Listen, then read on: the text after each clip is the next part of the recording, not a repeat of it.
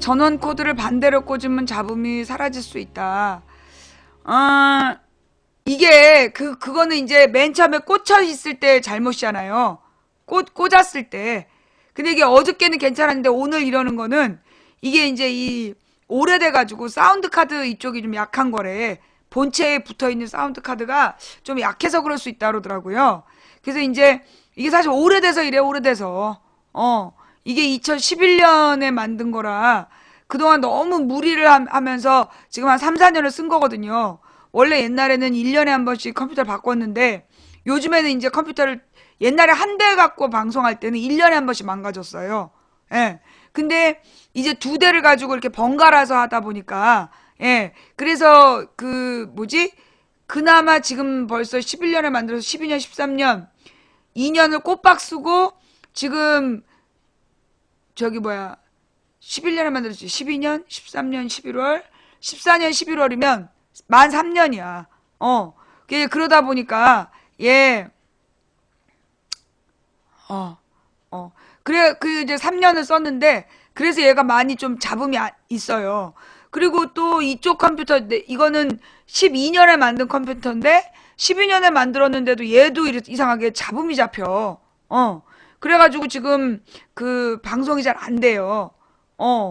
그래가지고 내가 지금 계속해서 저기 뭐야 조립을 하려고. 근데 어떤 분이 하라 그러면서 보내주신 내용이 너무 비싼 거야. 260만 원짜리를 보내셨어. 그러니까 추천 조립이라고. 근데 또 어떤 분은 또 70만 원이면 조립한다고 또 그러는 거야. 어, 예.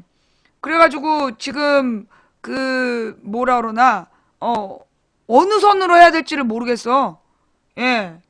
그게 뭐 70만 원 정도면 충분하다는 얘기도 있고. 근데 이제 저기 뭐야 나는 이제 기본적으로 조립한 다음에 프로그램을 저기 진품을 깔아야 되잖아. 정품 프로그램을 깔아야 되기 때문에 그 프로그램 값이 한 15만 원 정도 되더라고요. 어, 예. 서버급 100만 원 넘어가는 거는 다 거품이다. 음. 스피커 문제 아닌가요? 중간에 가끔 끓는 소리가 난다. 그래요. 이게 지금 그 컴퓨터가 오래돼가지고, 예, 컴퓨터가 지금 오래돼서 잡음이 나요. 제 목소리도 지금 잡음이 나고 있죠? 어. 오늘 아무래도 좀 잡음 때문에 방송하기가 계속 잡음 난다 그러는 분들 계시면 그 방송을 하기가 되게 좀 힘들 것 같은데? 어. 판교도 정부 탓이냐? 내가 그 얘기 좀 이따 해줄게. 어. 그 너희들의 공주님이 사고 쳤어. 괜찮아요? 목소리는 괜찮다. 어, 그래요. 그 귀가 예민하신 분들은 오늘 방송 안 들으시는 게 좋을 것 같아요. 오늘 이렇게 잡음이 많이 나서 이 귀가 예민하신 분들은 방송이 좀 듣기 괴롭다 이러시면 안 들으시는 게 좋을 것 같고요. 음, 음, 네. 잡음 안 나요? 뭐 계속해서 올라간 사람들이 뭐 저기 바보다 이러면서 지금 우리 댓글충들이 애쓰고 있어요. 그래요? 깨끗하지 않은데 괜찮다. 음. 어떻게 들리는지 내가 듣고 싶네. 잠깐만요. 나의 목소리가 어떻게 들리는지 한번 내가 들어볼게.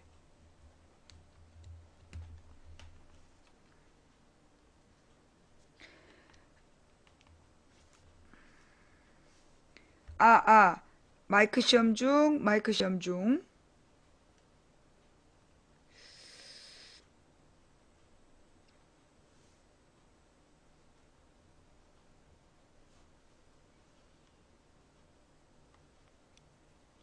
아, 아, 아. 깨끗해요? 마이크를 아니 이게 이 잡음이 스피커에서 들리는 건데 마이크를 뺐다 끼면 뭐해? 아, 아, 아. 아, 아, 아.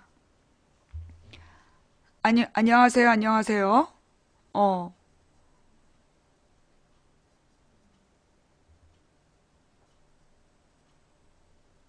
멀쩡하구만, 뭐! 멀쩡하구만, 뭐, 응. 어디서 잡음 얘기라고 앉아있어, 씨. 이 정도면. 우리 스피커가 문제구만. 예. 그래요. 자, 하여튼, 예, 저기, 노이즈 문제 없는 걸로 보고, 이대로 계속 진행을 할게요. 네, 진행하겠습니다. 어, 가만있어 보자. 이거랑, 그 다음에.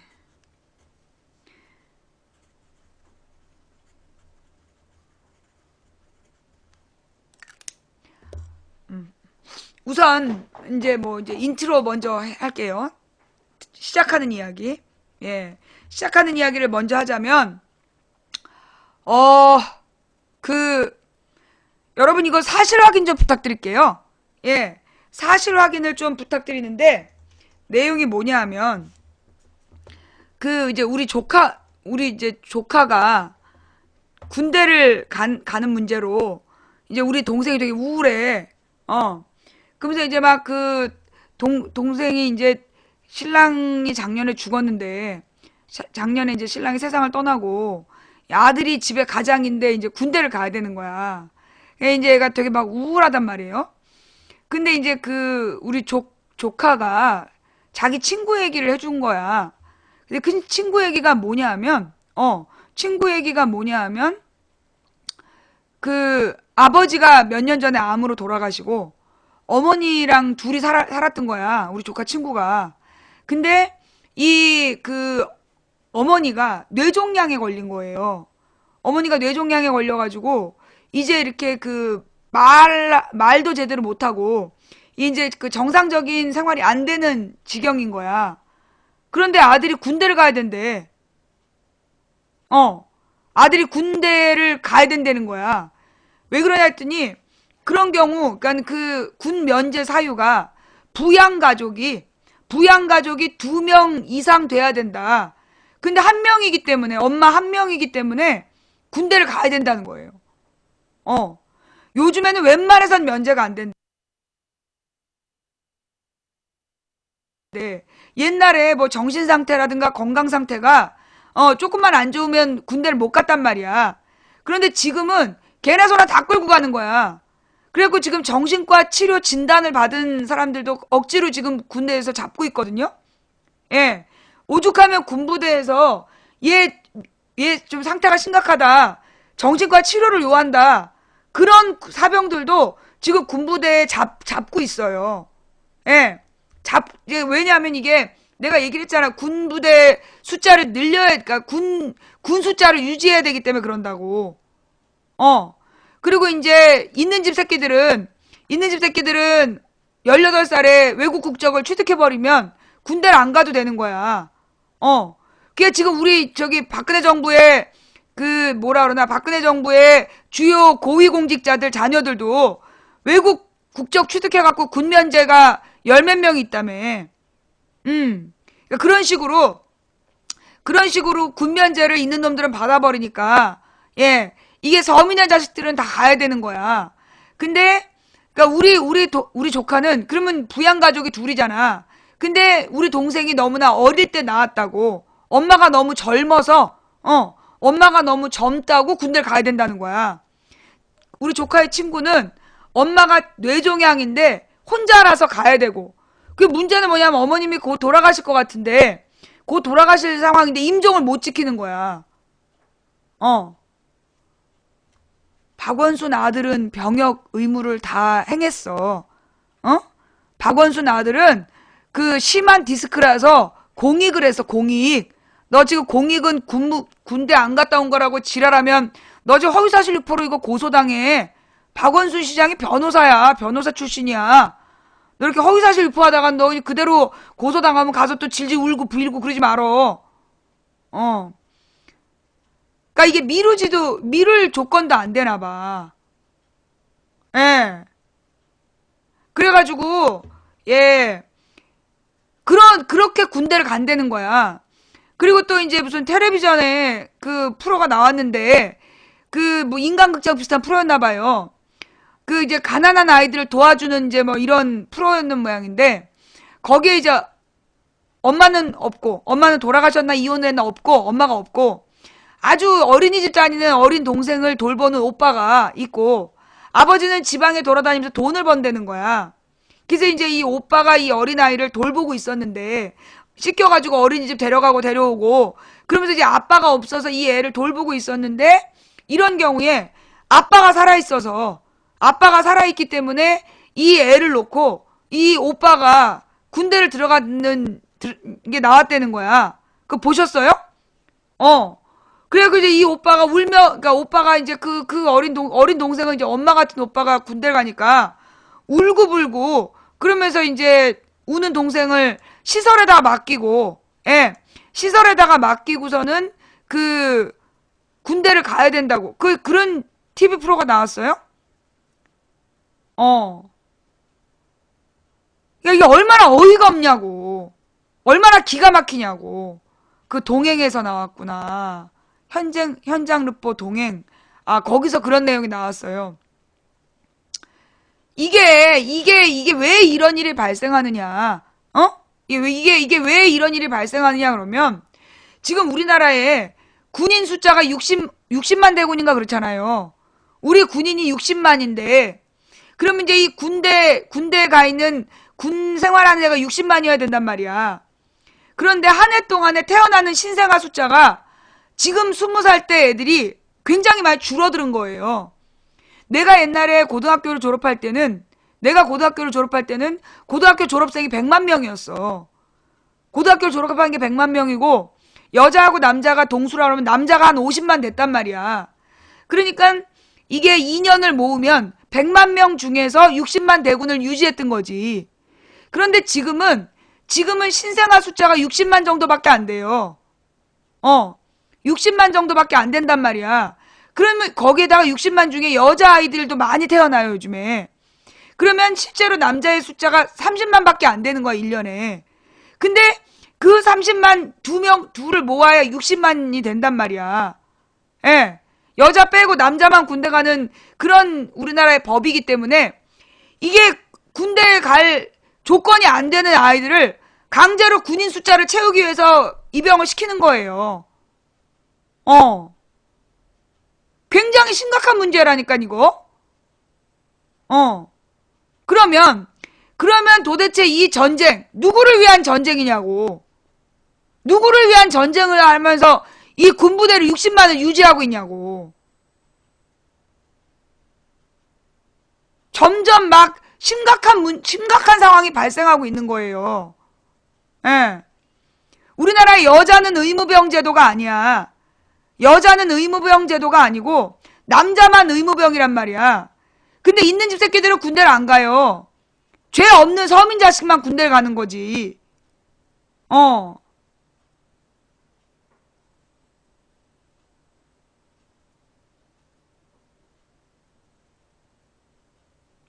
그리고 이제 지금 그럼 이 군대를 이렇게 유지하는 게 전쟁을 위해서냐? 아니라고. 이 군인 숫자를 유지하는 게 전쟁할 인력이 필요해서가 아니라 지금은 이제 첨단 무기 시대잖아요. 지금은 첨단 무기 시대잖아. 미국도 전쟁을 기계로만 하는데, 응? 전투기에 조종사도 타지 않는 그런 전쟁의 시대란 말이야. 근데 왜 그러면 이렇게 지상군을 많이 유지하느냐? 그것도 이게 우리나라 육군 중심이에요. 그래서 뭐라고 얘기냐면 전쟁의 마무리는 언제나 육군이 한다. 그런 얘기를 하는 거야. 근데 마무리할 육군 숫자를 이렇게 많이 유지할 필요가 없다는 거죠. 지금 군인 숫자가 이렇게 유지되고 있는 이유는 뭐냐? 특히 육군 중심으로 이렇게 지나치게 유지되고 있는 이유는 뭐 때문이냐? 장군들 머리수 때문이야. 우리나라 국방부가 육군 중심의 국방부로 운영이 되고 육군의 별자리, 육군의 장성 숫자를 유지하기 위해서 그래서 쓸데없이 군인들을 많이 유지하고 있는 거예요. 지금은 첨단 무기가 발달되어 있기 때문에 백병전을 하던 시대가 아니라는 거야. 백병전을 하던 시대가 아니고 실제로 우리나라를 지키기 위해서는 우리는 사실은 이 휴전선의 넓이보다 바다의 넓이가 더 많잖아. 바다에 접한 국경선이 더 넓고, 그러니 해군을 더 강화해야 되는 나라예요. 이 반도 국가는 기본적으로 해군을 강화시켜야 되는 거야. 그리고 공군, 모든 전 세계가 지금 이 뭐라 그러나 전투병을 공군 중심으로 가고 있단 말이야. 공군 해군을 그러니까는 바다에 접한 나라는 해군을 강화하고, 그 다음에 다른 나라들은 이제 공군 중심으로 가면서 육군은 그 보조적인 개념으로 간단 말이야. 그런데 우리나라만 이게 해군 1, 공군 1, 8이 육군이야. 1대 1대 8. 육군 중심으로 운영이 되는 거예요. 그러니까 보병이 뭐 필요하다라고 주장하는 게 다 개소리라고. 이게 결론은 누구 때문이냐? 육군의 장성 숫자를 유지하기 위해서. 그래서 지금 우리 이 온 국민을 고생시키고 있는 거야.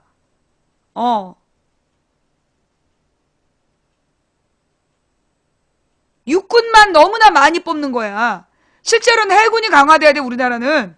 해군이 강화되고 공군을 강화해야 되는데, 공군이나 해군은 지원자는 많은데 유지하는 병사 수가 작아서 시험 봐서 막 떨어뜨리잖아.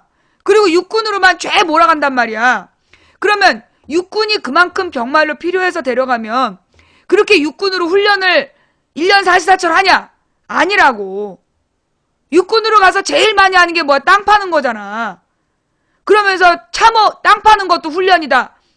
그러면서 막 농번기에 농사일에 투입하고 공사에 투입하고 그러잖아. GOP도 전부 다 땅을 파요?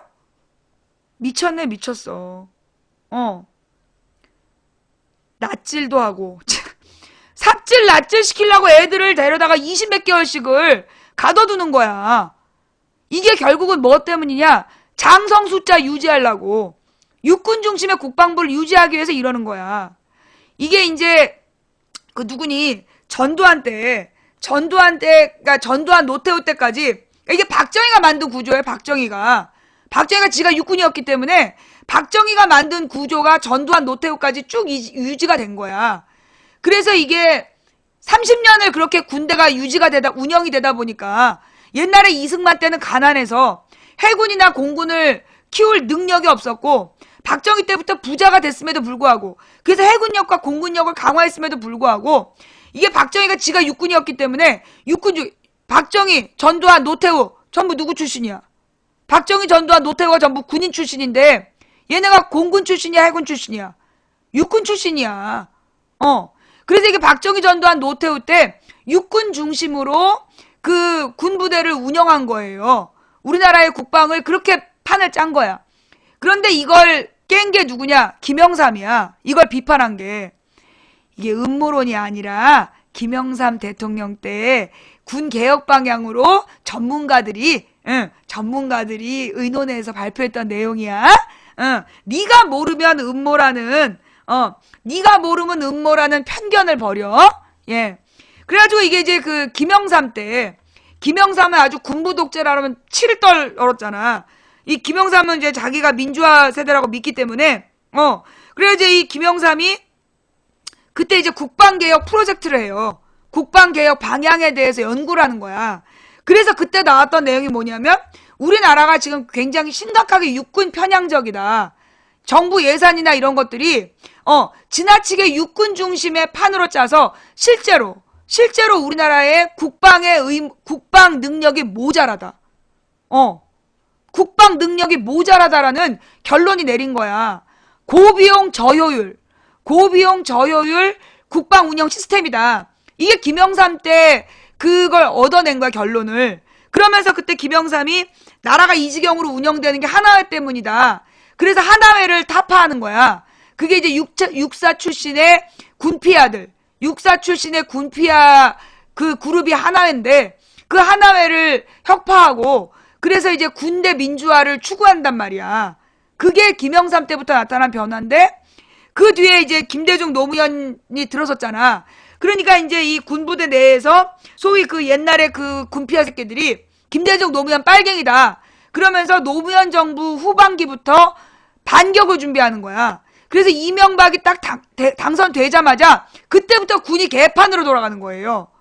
그 썩은 놈들 중심으로 군부대가 운영이 되면서 이명박 때부터 군인들한테 정신교육을 뭐라고 시키냐면, 그러니까 노무현 때까지는 국방부의 기본 기조가 뭐였냐면 우리 남한군만으로 충분히 북한 이길 수 있다, 이렇게 교육을 했다는 거야. 김영삼, 김대중, 노무현 때는 이게 우리 남한군만으로 북한군을 충분히 제압할 수 있다, 그렇게 가르쳤대. 근데 이명박 때부터 한 일이 뭐냐면 남한군만으로는 그 북한군을 무찌를 수 없다. 그러니까 주한미군이 꼭 필요하다. 근데 좌파 빨갱이들이 주한미군 철수를 주장하고 있는 거다, 그렇게 가르쳤다는 거야. 그러니까 이제 그게 주한미군에 매달리는 게 이게 박정희, 전두환, 노태우 이 소위 그들이 지배했던 군부 독재 세력이 주장했던 내용이거든. 그게 이명박 때 도로 그대로 주장이 된 거예요. 그러면 특수부대는 뭘로 막음? 그 특수부대를 우리나라에서 키우면 되지. 야, 그러면 북한 특수부대를 우리 육군이 막을 수 있어? 못 막는다며. 아니 왜 이제 딴소리 하지? 우리나라 육군으로는 그 특수부대 못 막는다며. 북한군 못 막는다며.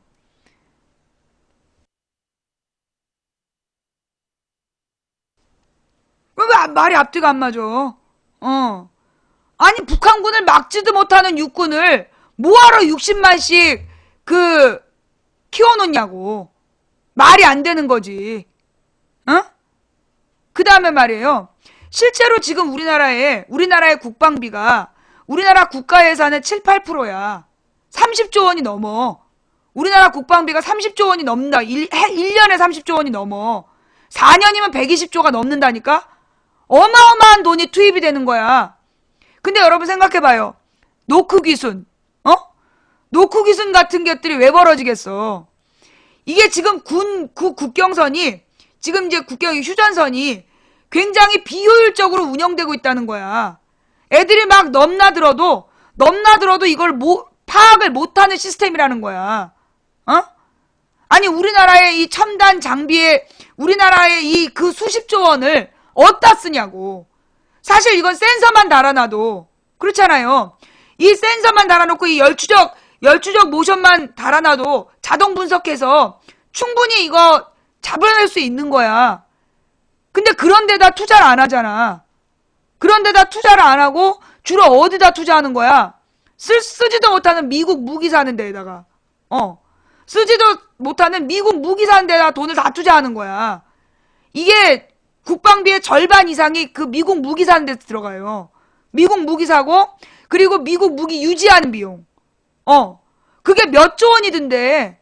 그 미국 무기를 사다 놓으면 첨단 무기가 무기 기능을 유지하게끔 유지 관리하는 비용이 몇 조 원이 드는 거야. 그래서 우리나라 군대가 비용은 정말 OECD에서요, 군사 비용, 그러니까 이 국가 예산 중에 국방비가 차지하는 비율로 따지면 우리가 OECD 5위 안에 들어. 우리나라의 국방비 비율이 국가 예산 중에 국방비가 차지하는 비율로 따지면 우리나라가 OECD에서 5위 안에 든다고. 그런데 우리나라 군인들의 장병들의 개인 소지품이라든가 장병의 처우는 OECD 바깥이야. OECD 군대 바깥의 수준으로 지금 장병의 처우를 하고 있다고. 이게 문제라는 거야. 북한의 군대가 얼마나 웃기냐면요. 그렇게 미국의 첨단 무기를 사는 이유가 북한을 저지하기 위해서라며. 그런데 또 뭐라고 또 가르치냐면 그러니까 왜 우리 60만을 유지해야 되냐 그랬더니 걔네들의 주장이 뭐냐. 첨단 무기만 갖고는 북한의 재래식 무기를 감당하지 못한다. 북한은 전부 다 재래식 무기라는 거야. 그래서 육군이 유지가 돼야 된다는 거야. 아니 그럼 첨단 무기 왜 사냐고. 북한을 제어할 수도 없는 그 첨단 무기를 왜 수십조 원씩 주고 사냔 말이야. 앞뒤가 다 안 맞는다니까요 지금. 우리나라 국가 운영이 앞뒤가 다 안 맞는 거야. 무슨 얘기냐. 우리나라에서 지금 이 우리나라 군부대가 수입하고 있는 미국 무기들이 뭐 열추적 센서가 달려가지고 그 요격 미사일에 엄청 돈을 투자해 놓은 거란 말이야. 그런데 북한 애들은 그냥 옛날 구식 대포로 쏜다며. 한 시간에 수만 발을 쏠 수 있는 구식 대포를 배치했다는 거야. 그럼 걔네는 한 포 하나당 얼마 안 되는 굉장히 싸구려 포를 수십만 발을 쏠 수 있는데, 그걸 우리 그 최첨단 열추적 미사일이 쫓아가서 그걸 다 못 잡는다는 거지. 비용이 너무 많이 들어서. 아니, 이게 내가 군대에서 군대에서 그렇게 가르쳤다니까? 말이 앞뒤가 안 맞잖아, 이게. 주한미군이 있어야 되는 이유는 우리나라 남한 군대만으로 북한군을 못 막기 때문이다. 그래서 주한미군이 있어야 된다. 근데 주한미군이 있는 이유는 뭐냐? 미국의 최첨단 무기를 관리하기 위해서 있는 거야. 그런데 미국의 최첨단 무기로는 북한의 재래식 무기를 감당을 못 한다는 거야. 나 이거 진짜 이렇게 개판으로 이 나라를 운영한다는 게 이게 말이 되냐고. 이게 이미 25년 전에 20년 전에 김영삼 때 이미 연구가 된 자료라니까요. 그런데 20년 동안 이게 김대중 노무현 때 국방개혁을 하려고 애썼는데, 그때 국방개혁 하려면 막 빨갱이라고 개지랄 떨면서 조중동이 못하게 했잖아. 그리고 이명박 때부터 나라꼴이 이 모양이 된 거야. 그 정신교육이 누가 와도 이길 수 있는 군사를 키우는 게 아니라 너네는 북한군을 못 이긴다는 교육하면서 정신교육을 했다니까. 2008년부터 12년까지 군대 생활했던 애들이 직접 증언한 내용이에요. 위에 있는 놈들 다 알면서 지금 쇼하고 있는 거라니까. 이게 미국 무기를 사는 이유가 뭐냐? 분단 상태를 유지하기 위해서예요. 왜? 분단 상태가 유지돼야, 아니, 북한에 봐봐. 북한의 김정은 이 뚱돼지. 북한, 만약에 통일이 돼. 그러면 김정은 체제가 유지될 수 있을까요? 통일돼서 남한의 자유로운 자유의 바람이 북한을 막 떠돌아. 북한의 남한 사람들이 자유롭게 왔다 갔다 하면서 막 박근혜 비판하고 그래. 그 북한 사람들이, 뭐가 잘못됐구나. 우리는 왜 김정은이를 무조건 추앙해야 되지? 이런 생각 한단 말이야. 그럼 북한의 자유의 바람이 들어가면 더 이상, 그리고 이게 뭐예요? 소통이 이루어지면 그렇게 폐쇄적으로 언론을 단합하고 폐쇄적으로 운영하는 북한의 독재 정치가 유지가 안 된다고. 자유롭게 우리가 왕래하기 시작하면. 그러니 북한의 김정은이가 통일을 바라겠냐고. 안 바래. 또 남한에서 통일이 돼버리면 누구한테 가장 큰일 나겠어? 국정원. 간첩 위협으로 먹고 사는 애들인데, 간첩 조작으로 먹고 사는 애들인데, 통일이 돼버리고 나면 간첩이 필요가 없잖아.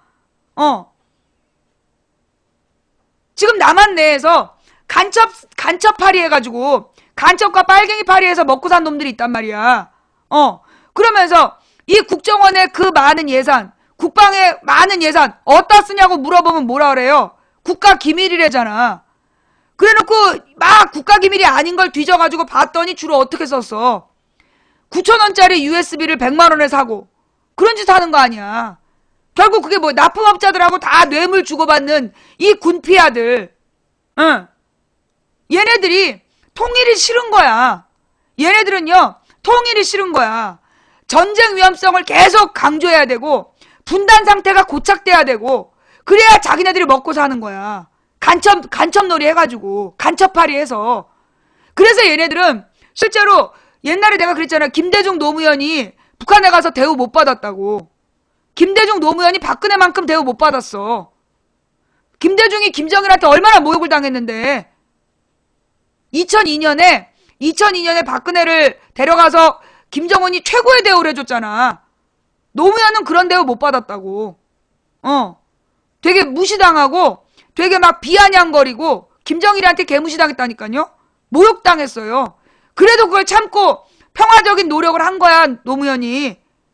왜? 북한 입장에서는 박근혜가 더 좋아. 이명박 박근혜가 더 나은 거지. 그래야 통일하겠다고 안 하니까. 그것도 평화 통일하겠다고 안 하니까. 지금 박근혜 지지자들이 벌레 새끼들이, 종박충들이 뭐라고 주장하고 다녀요? 북진 통일. 북진 통일이 뭔지 알아? 전쟁을 통한 통일이야. 북한군이랑 싸우면 진다며. 무슨 돈으로 북진 통일을 해? 무슨 수로? 미친 새끼들 아니야. 너네 북한군이랑 싸우면 남한군이 진다며. 그러면 남한군끼리 그러면 북한으로 쳐들어갈 능력은 있어? 권리는 있어? 전시작전권은 미국에다 주고 계속 버티고 있는 거잖아, 이 등신 새끼들아. 절대 전시작전권 안 갖고 오겠다. 전쟁할 권한은 미국에 있다니까? 그거 안 받으려고 전시작전권 미국이 준다니까 안 받겠다, 안 받겠다. 그래서 미국에 썩은 무기 또 산 거 아니야. 그러면서 결국 북진통일, 멸공통일 얘네들이 주장하는 건 뭐냐?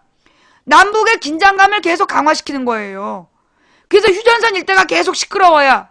그래서 전쟁 위협에 남한, 북한 국민들이 벌벌 떨어야 벌어먹는 새끼들이 있다니까? 전쟁 위협을 팔아야 먹고 사는 새끼들. 그 씨발놈들이 지금 이 가난한 아이들을 강제로 군대로 끌고 가면서 국민들을 우울하게 만드는 거야.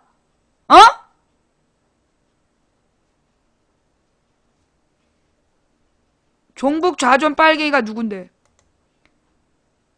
우리 방에서 왜 종북 좌존 빨갱이길래? 지금 너 나한테 얘기한 거야? 법정에 내가 종북 좌존 빨갱이인 증거 가지고 와. 법정에서 만나자. 예.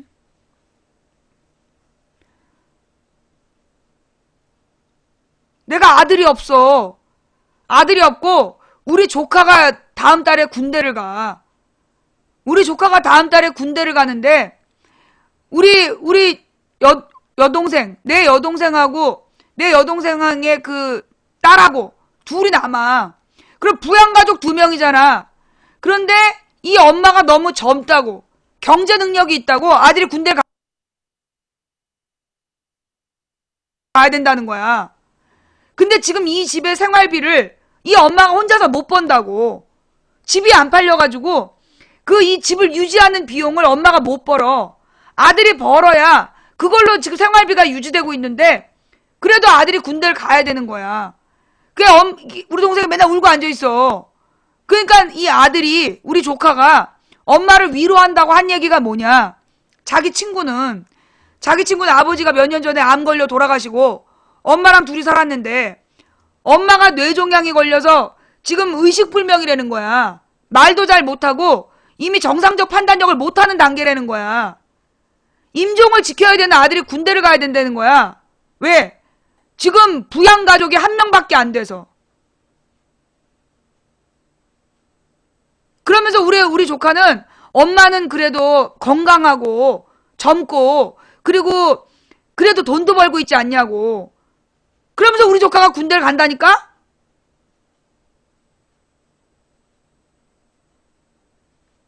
애들한테 정치적으로 이상한 거 주입시키지 마세요. 아니, 내가 정치적으로 이상한 거 뭘 주입했는데? 역사적 진실을 얘기하고 있고 지금 대한민국 현실을 얘기하는데 뭘 정치적으로 이상한 걸 주입을 해? 진실을 알려주면 이상한 걸 주입하는 거야? 조중동식으로 채널A TV조선처럼 거짓말만 해야 돼? 연병? 연기 신청이요. 연기 신청이 이게 지금 최대한 연기한 거야. 최대한 연기해서 가는 거야, 애들이. 최대한 연기를 했는데 더 이상 연기할 수 없어서 가는 거라고. 그 엄마의 마지막을, 그 정신이 왔다 갔다 하는 엄마를 놓고 군대 가는 아들 마음이 얼마나 기가 막히겠냐고. 얼마나 가슴이 찢어지겠어. 이게 지금 말이 되냐? 우리 조카 21살. 아니, 올해 20살인가? 작년 2월에 고등학교 졸업하고, 최대한 늦춰서 지금 가는 거야.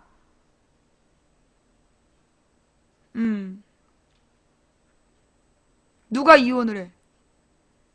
누가 이혼을 해? 우리 제분 작년에 뇌종양 걸려 죽었잖아. 무슨 이혼이야, 이혼은. 누가 이혼을 해? 대학 안 갔죠. 대학 입학하면 자동 연기되는데 대학 갈 돈이 어딨냐고. 얘가 미수라는 애라서 미대 한 학기 등록금이 500이야. 아니 600인가? 미대는 등록금이 인문대보다 비싸. 군대를 연기할 목적으로 대학을 갈 수는 없는 거 아니에요. 미대 등록금 되게 비싸요. 이과만큼 비싸. 그러니까는 지금 대학을 못 가는 거지. 돈 없어서 못 가는 거야. 그런데도 군대를 가야 된다니까? 그러면 있는 놈들, 있는 집 새끼들도 다 가든가. 고위공직자 자녀부터 다 보내든가. 대한민국은 고위공직자 자녀들은요, 미국에 유학 중에 태어났다고. 그러면서 이게 그걸 뭐라래? 그걸 뭐라 그러지? 임신한 상태에서 미국 가서 애를 낳는 거야.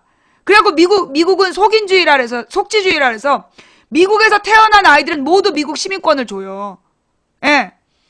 그래가지고 그렇게 임신한 다음에 미국 가갖고 거기서 쳐놀면서 거기서 애를 낳는다? 그래서 그 원정 출산이라래, 그걸. 그래서 걔네들 미국 국적 갖고 들어와서 우리나라에서 공부하다가, 군대 갈 때쯤 18살 때 미국 국적을 선택하는 거야. 18살 때 미국 국적 선택하고 외국으로 가. 그래서 미국에서 대학교 나오고, 그 다음에 미국 대학 나왔다고 우리나라 대기업에 취업해. 나는 이렇게 생각해. 여러분 스티브 유라는 애 알죠? 걔가 미국 국적을 선택해서 군부대 안 갔다고 우리나라 입국이 금지되어 있는 애야. 그죠? 우리나라에 입국이 금지됐어. 그러면 나는 똑같이 해야 된다고 봐. 대한민국에서 국적을 포기해서 군대를 안 간 애들은 난 모두 입국이 금지돼야 된다고 봐요. 그죠? 왜 유승준만 금지냐고. 대한민국에서 국적을 포기해서 군대를 안 간 애들, 의무병을 안 한 애들은 우리나라에 입국이 금지돼야 돼. 우리나라 공기업에 일도 못하게 해야 된다고, 해외 지사에서도. 그죠? 이게 지금, 그럼 이게 왜 유승준 문제가 그때 왜 터졌냐 하면, 그게 이회창 아들 때문에 터진 문제야. 그때 그 선거 때 이회창 아들이 군대를 안 갔단 말이야. 이회창 아들 둘이. 몸무게 미달이라고 군대를 안 간 거야. 그것 때문에 국민들이 막 분노가 된 거야. 일반 국민들이. 아니, 씨발, 우리 자식들은 비리비리하고 고스러지게 생긴 애들도 죄 끌고 가놓고 왜 니네 자식들만 군대 안 갔냐? 이래가지고 그때 굉장히 심하게 이회창 자식의 군 문제에 대한 국민 여론이 안 좋았어. 그때 유승준 문제를 터뜨려가지고 여론머리를 유승준으로 막 한 거야. 그래가지고 유승준만 추방하고 끝난 사건이야. 예. 우리나라의 지금 국사편찬위원장 아들도 그 외국 국적을 취득하는 바람에 우리나라 군대 안 갔어. 그래놓고 왜 그러면 군대 안 가냐 그랬더니 한국 사회에 적응을 못해서, 외국에서 태어나 외국에서 자란 애라 한국에 적응을 못해갖고 한국인들하고 어울리지를 못해서 도로 미국으로 가는 불쌍한 애다. 그렇게 이해를 해달래. 알고 보니까 개뻥이야. 미국에서 대학 나온 다음에 우리나라 대기업에 몇 년 다녔어. 그러다 지금도 미국에 있는 그게 이제 작년까지 미국에 있는 무슨 문화진흥 공사에서, 문화 관련 공사에서 한국인들이랑 같이 일하던 게 걸린 거야. 너 국사편찬위원장이야? 누가 빨갱이년이야? 박근혜? 그치? 청와대에 갔었어. 여기서 쓰지 말고. 지금 그 청와대에서 일하는 고위공직자 자녀 중에 16명이 그렇게 저기라니까? 국적을 포기해서 군역을 지지 않았다니까? 아들들이? 응. 얼마나 기가 막히냐고. 그래놓고 우리 일반 서민의 자식들한테는 무조건 군대 가라. 아파도 군대 가라. 정신병이 있어도 군대 가라. 그러고 있다니까 지금. 이런 노비 새끼들을 봤나. 예.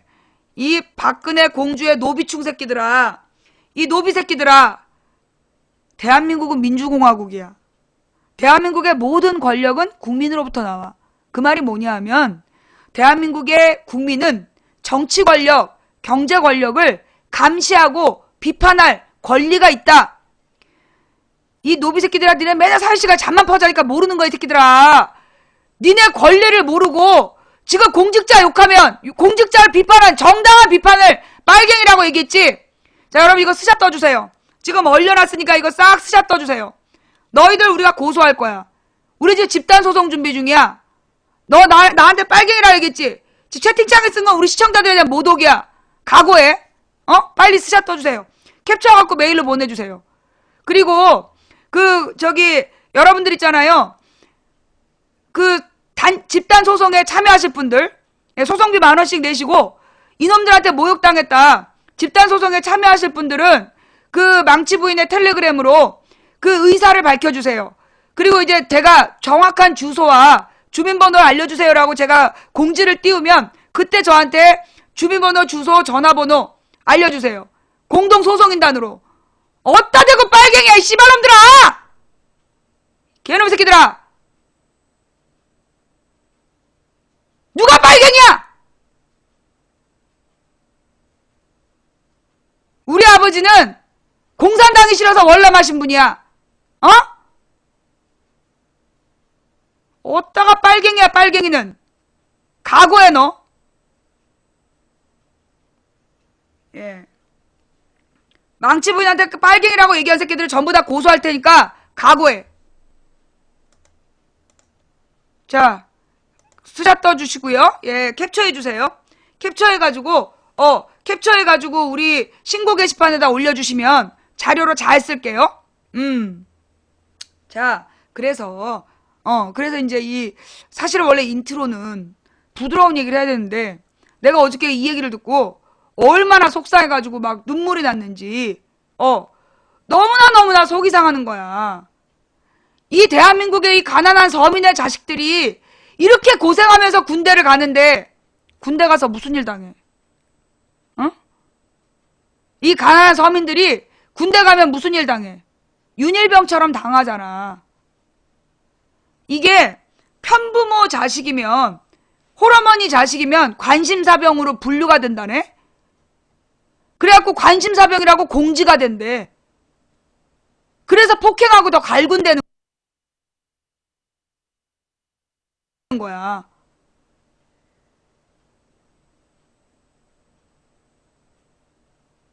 이 씨발, 이게 진짜 나라냐? 이게 이렇게 군대 내 폭력 문제가 더 심해진 게 언제부터냐면 이명박 때부터예요. 예. 왜냐, 김대중 노무현 때는 군대 내 폭력에 대해서 신고제도가 잘 돼 있었어. 그래서 군대 내에서 무고한 폭력을, 무리한 폭력을 행사하면 그게 위로 보고되고, 그때는 철저하게 관리 감독이 됐단 말이야.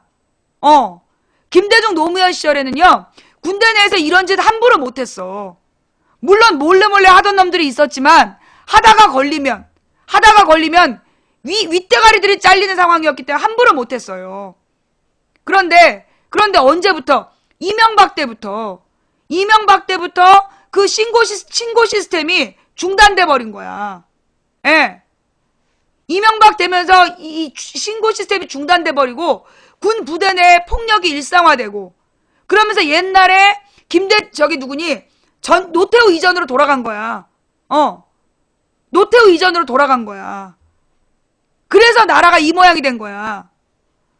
망치야, 군대 가봤냐? 나 안 가봤어. 군대 안 가봤으면 군대 얘기하지 말라고? 가서 군대도 안 갔다 온 여자가 왜 국군 특수권자를 갖고 있냐고 박근혜한테 따지고 와? 예. 옛날에는 내가 이명박 때까지만 하더라도 말이에요. 예.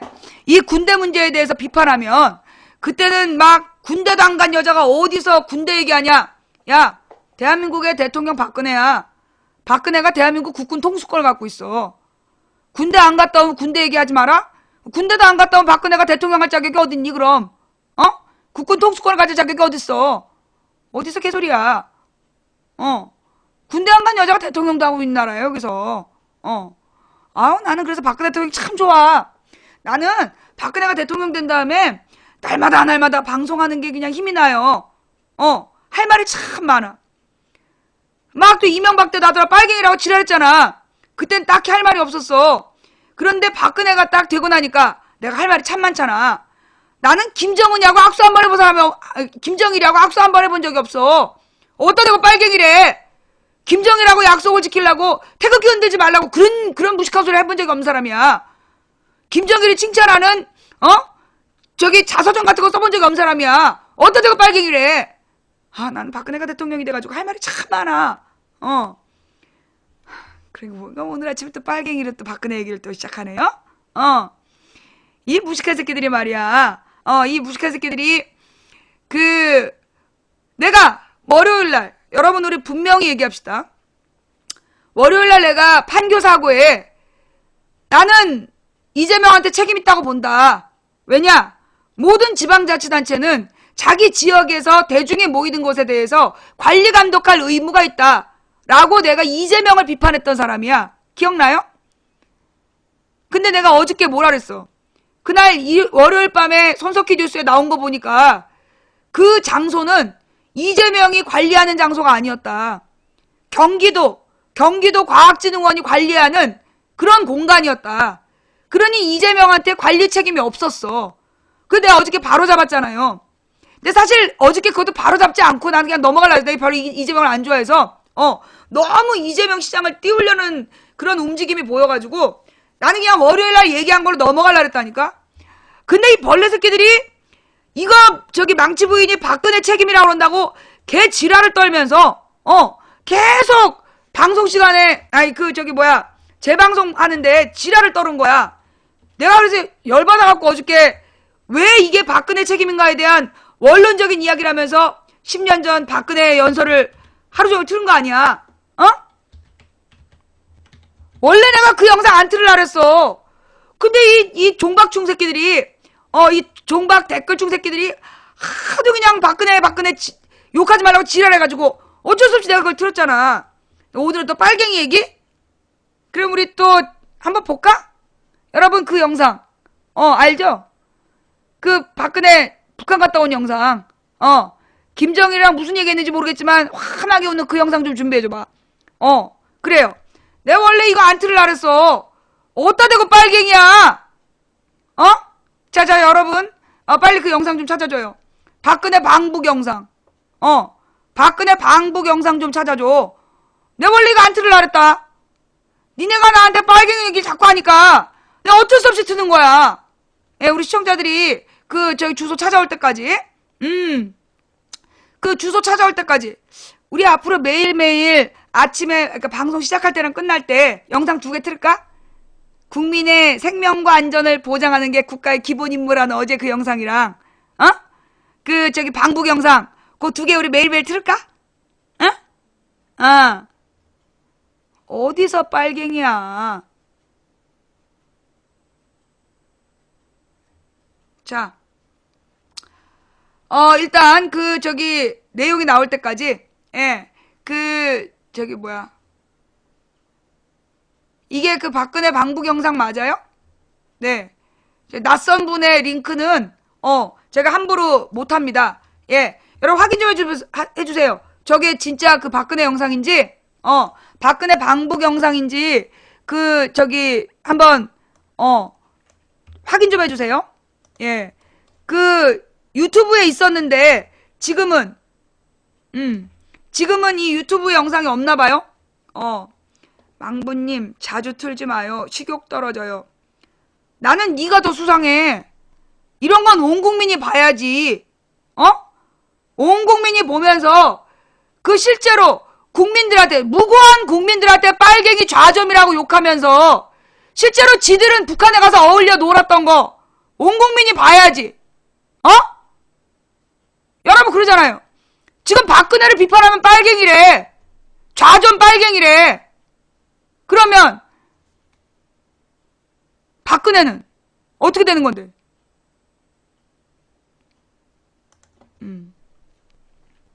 잠깐만요.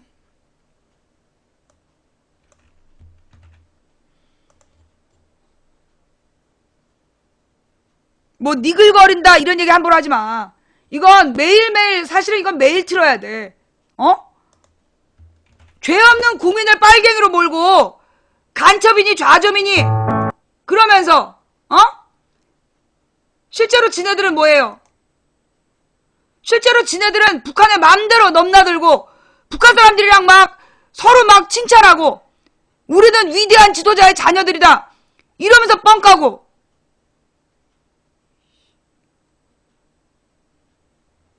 다 봐야 돼, 다.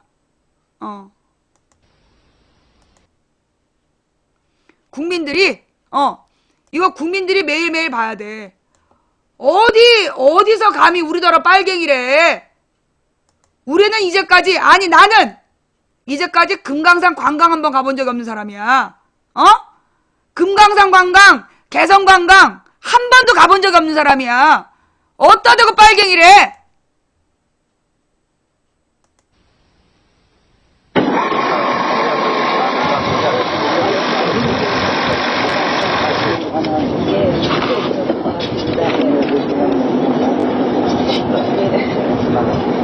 앞에 질러 있어? 아니, 이거 앞에 친구야.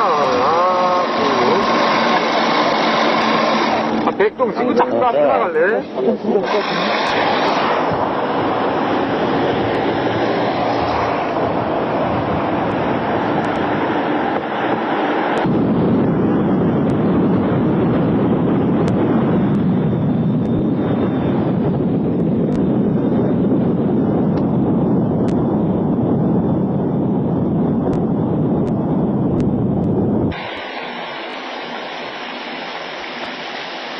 저때 북한의 가난한 어린이들한테 축구공 나눠준다고 나왔다니까.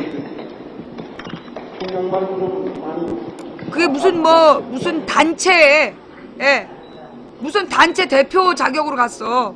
근데 가면서 김정일을 만날 거라는 신고를 사전에 안 하고 간 거야. 사전에 김정일을 만날 거라는 얘기 없이 가서 김정일을 만난 거라니까. 엄격하게 따지면 그거 국가보안법 위반이야.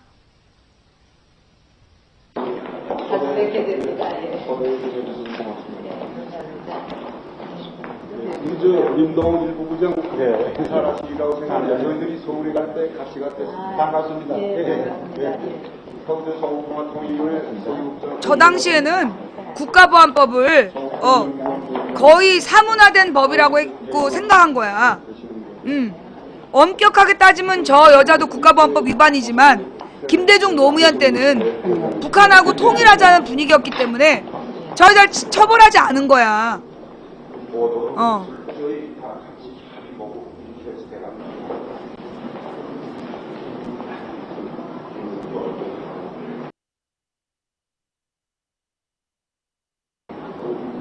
저렇게 북한 사람을 때로 만났어. 나는 저렇게 북한 사람들이랑 악수하고 많이 만나본 적이 없는 사람이야. 나 북한에 한 번도 안 가봤어.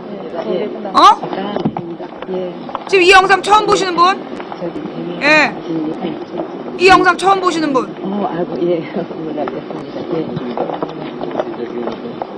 처음 본 사람 많네.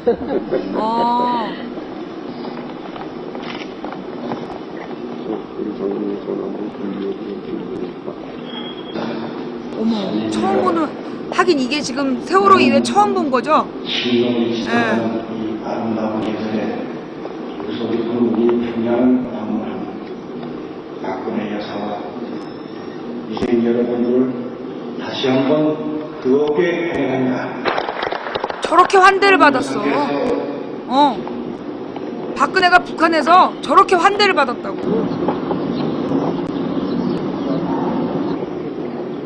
그건 다 해서 무슨 말이야.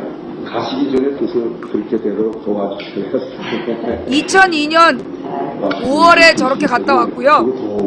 그로부터 2주인가 3주 뒤에 한 달인가 지난 뒤에 연평해전이 일어나. 가서 무슨 얘기했는지 궁금하다니까 나는. 나는 북한의 고위 공직자들 저렇게 만나서 악수하고 저렇게 환하게 웃어본 적이 없는 사람이야.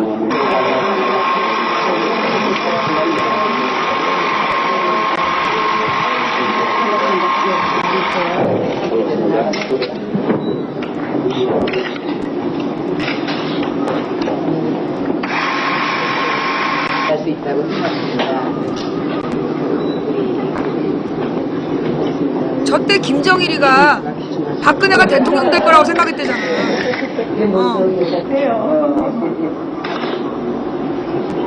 잠깐만 기다려주십시오. 여기 오세요. 김정일이는 박근혜를 대통령감으로 생각했다며. 깊은 만남 왜 갔는지 모르지. 정말 진심으로 기뻐하고 있습니다. 저는 오늘 뜻깊은 정말 조선, 한반도의 평화와 안정을 위해서 좋은 일을 많이 할 수 있을 것 같습니다. 힘을 함께 모아서 정말 우리 여성들은 특히 아니 김대중 노무현이 김정일 만나서 빨갱이라며. 박근혜가 만난 건 저기 지금 북한에 관광을 가잖아요. 예. 그러면서 주체탑에도 올라가. 주체탑이라는 게 뭐냐면 북한의 김일성의 주체 사상을 찬양하기 위해서 만든 탑이야. 거기 올라가서 막 관광하고 그랬다니까. 예, 지금 설명 들었습니다.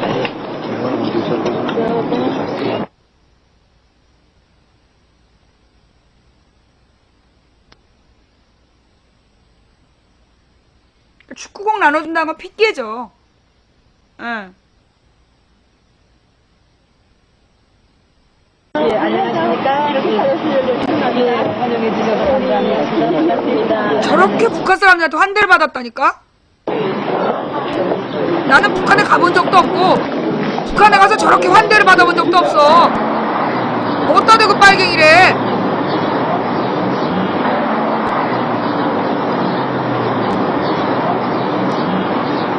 이게 왜 문제가 되냐? 나는 문제가 된다고 한 적 없어. 나더러 빨갱이라는 둥, 종북 세력이라는 둥. 그래서 이 방송 보는 거야. 박근혜 지지자들이 들어와가지고 지금 나한테 종북 빨갱이래.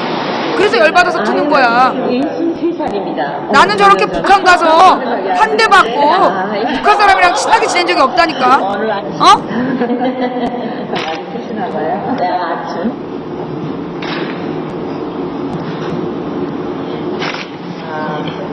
기다리던 단비가 오는 가운데 평양의 순경을 살보고 돌아갑니다. 감사합니다. 아주 감사합니다.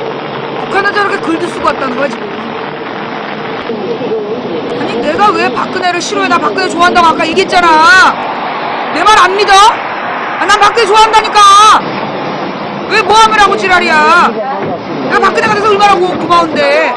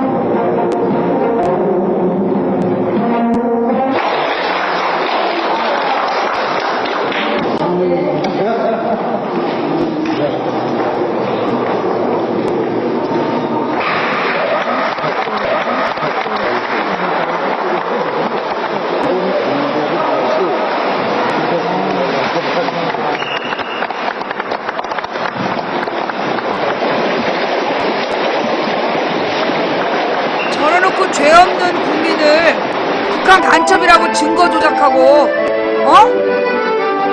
아무한테나 종북 빨갱이 딱지 붙이고.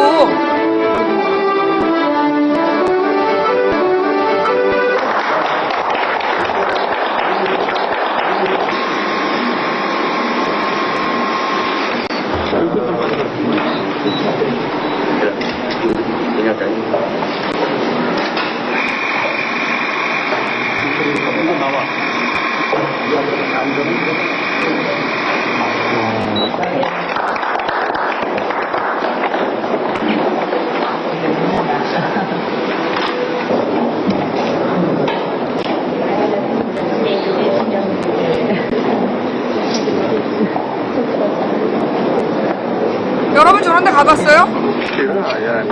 우리는 저런 데 한 번도 가본 적이 없어. 2년 되었습니다. 예, 2년이네요. 예. 다 북한이야 지금. 저게 당 공식 행사예요. 북한 정부 당원들 공식 행사야 저거. 당 고위직들 모이는.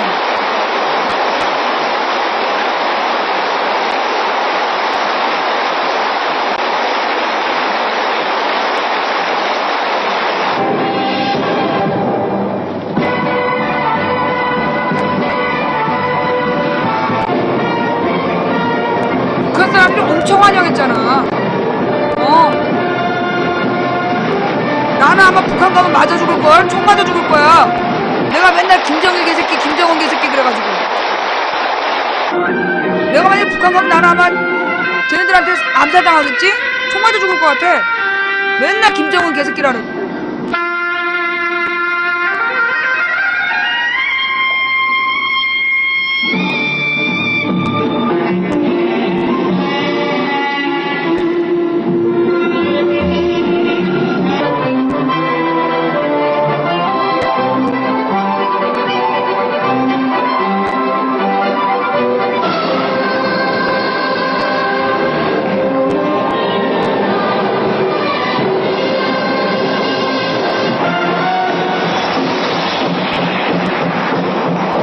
저래놓고 누구더러 종북 세력이래?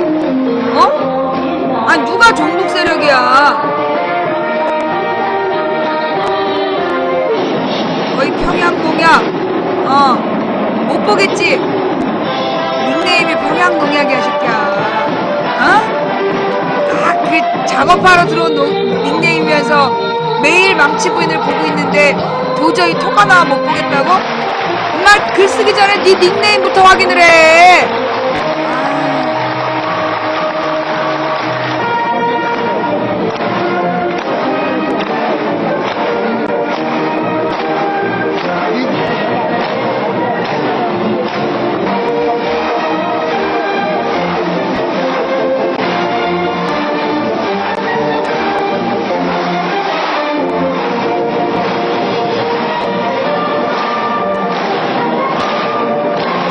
좌점이라는 얘기 나올 때마다 이거 틀자. 이거 우리 방에 와갖고 야 이 빨갱이녀라 뭐 이러면서 종북 좌점 얘기할 때마다 이거 틀 거야. 알았어?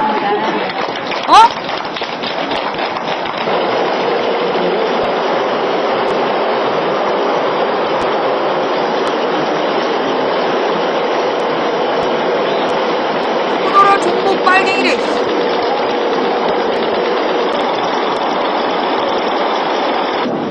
진작에 이걸 자주 틀 걸 그랬는데 요게 지금 올해 내가 처음 틀었나? 이게 세월호 이후에 지금 처음 틀은 거죠? 아이 세월호 때 사람 많이 볼 때 이걸 틀었어야 되는데 이게 세월호 때 이게 사람들 막 5,000명 7,000명 볼 때 이걸 틀었어야 됐어. 그죠? 아이 아깝네. 일부를 수시에 나왔어요.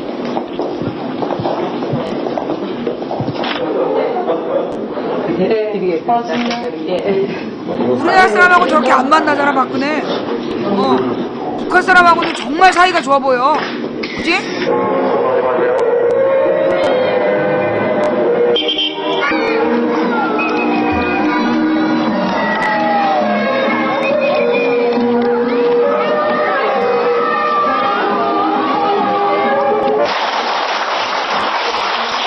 진짜 많이도 갔어. 안 간 데가 없나 봐.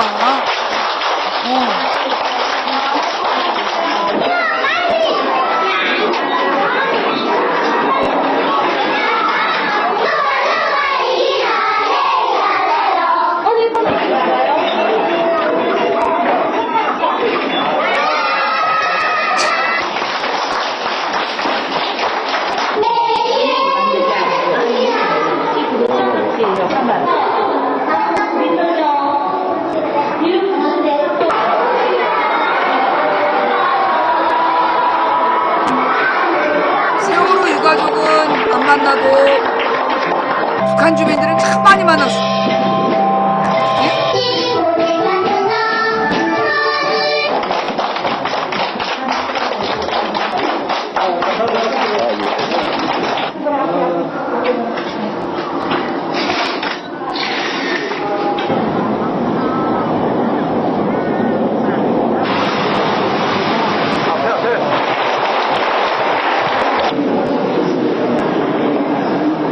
(2002년 5월 11일부터)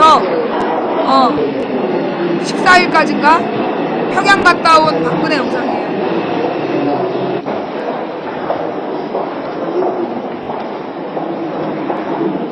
예, 안녕하세요. 예, 감사합니다.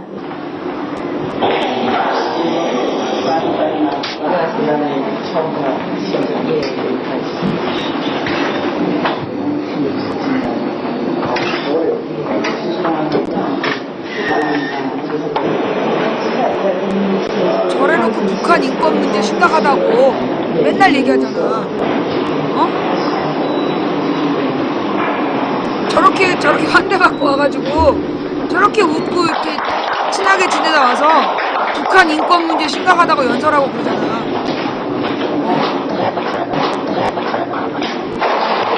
이게 박근혜를 이용해서 북한이 홍보한 거예요. 북한에서 만든 박근혜를 이용한 홍보 영상이야.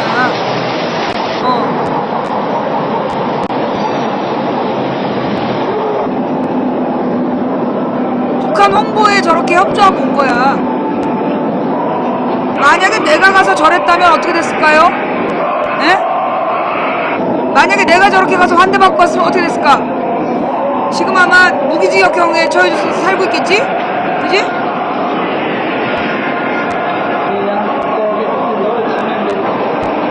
김정일이가 노무현보다 박근혜를 환대했다니까?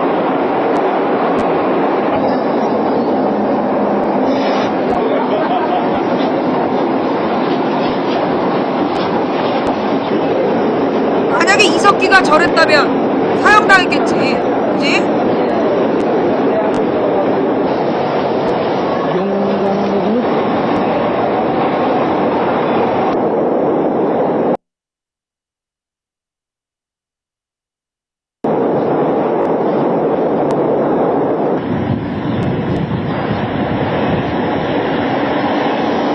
임수경 때는 신고하고 갈 수가 없었어. 몰래 간 거야. 미립북한 거야. 국가에서 받아주질 않기 때문에 신고하고 간 거 아니야, 임수경. 미립북. 내려올 때 당당히 저기 휴전선으로 내려와서 몇 년을 감옥 살은 거지. 우리 평가에 다 나오는 평가에 나오는 내용들이 지금 윷놀이가 나오는 평가에 나오는 내용들이 지금 윷놀이가 진영왕이 통사에서 사고를 났습니다. 왕태기를 거기 앞에서 3m가량 들어가야 될 수가 있습니다. 거기 큰 절을 하면서 나옵니다. 정말 멋있네요. 예. 정말 캔슬스 했던 신화가 행사입니다.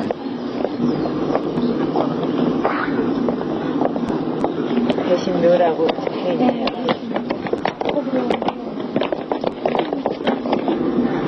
아니야, 저거 이제 저기 고분. 북한에 있는 이제 과거 고분. 옛날 무덤.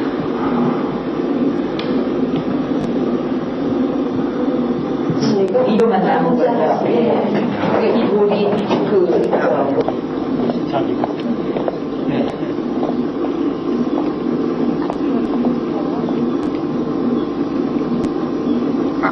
진작에 보여줬어야 된다. 우린 자주 봐가지고 1년에 한두 번은 보거든요.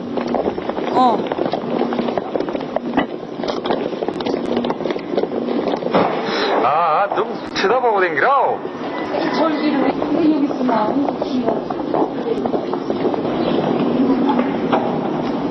이래놓고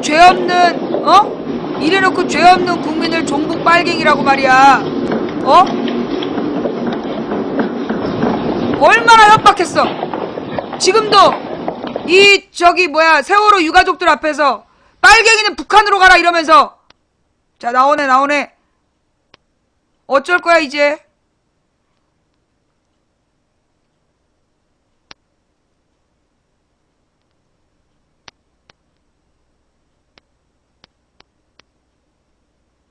봤지? 봤지?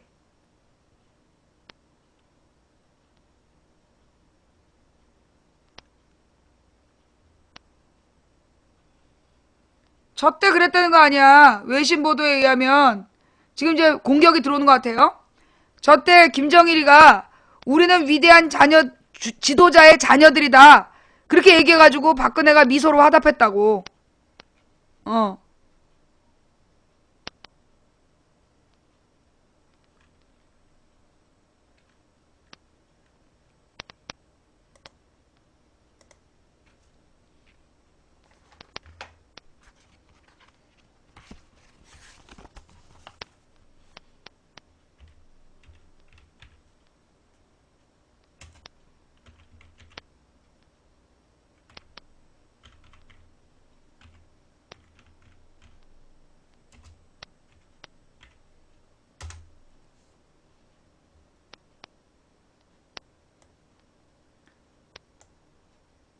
와, 내가 만약에 김정일이랑, 야, 그 김정일 개새끼 해보라 애 어디 갔냐?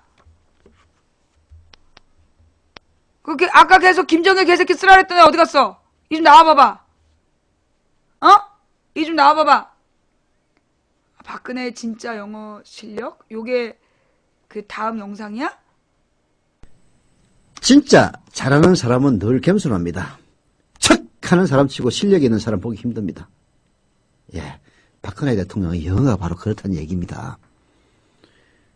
저희 국민 라디오에도 고정 출연하시는 분이 있죠. 김종대 디펜스 21 편집장이 페이스북에 이런 글을 썼습니다.